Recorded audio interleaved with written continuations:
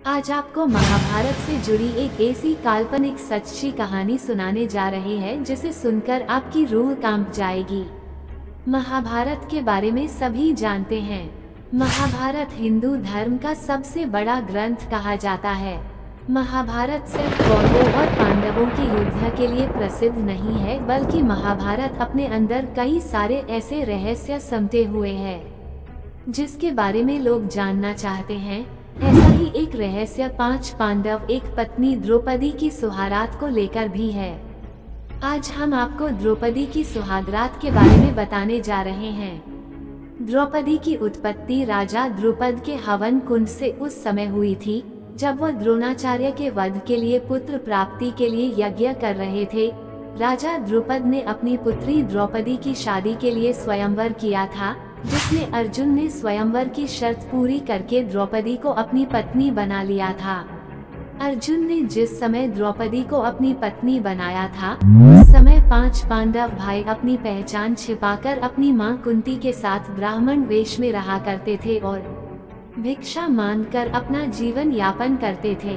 अर्जुन पत्नी द्रौपदी को लेकर अपने घर पर आए हुए थे। उन्होंने दरवाजे पर खड़े होकर मां कुंती से कहा कि देखो हम लोग आपके लिए क्या लेकर आए हैं। लेकिन काम में व्यस्त होने की वजह से मां कुंती ने बिना देखे ही कह दिया कि 5 भाई मिलकर उसका उपभोग करो।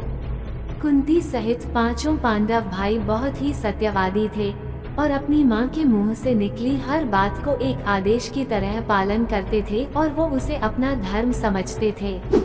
और इस तरह से अपनी मां की ये बात सुनकर गहरी सोच में पड़ गए।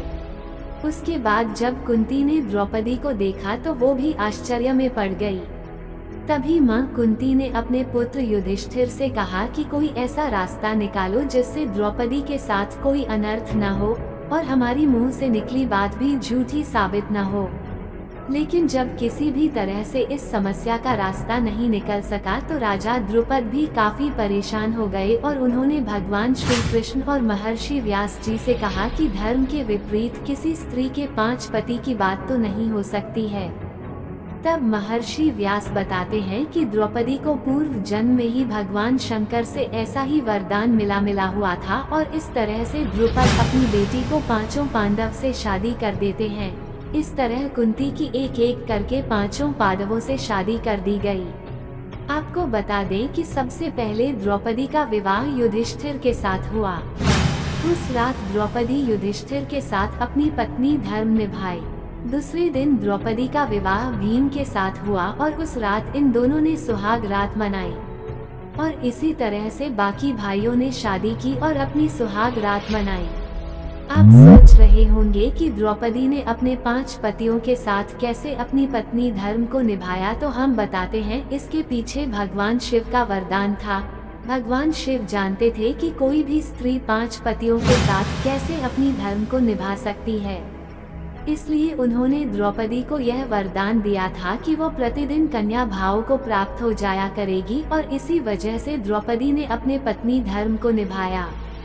इस तरह द्रौपदी ने एक एक करके अपनी पति धर्म मनाया। लेकिन क्या आप जानते हैं द्रौपदी सबसे ज्यादा प्यार किससे करती थी? नहीं तो चलिए आपको बताते हैं। द्रौपदी सबसे ज्यादा प्यार अर्जुन से करती थी। अर्जुन के साथ ही द्रौपदी का स्वयंवर सबसे पहले राजा द्रुपद के घर हुआ था। द्रौपदी के इसी प्रमेय की वजह से वो स्वर्ग जाते जाते आधे रास्ते में सबसे पहले मर गई थी, क्योंकि वो 5 पांडवों को समान प्रेम नहीं करती थी।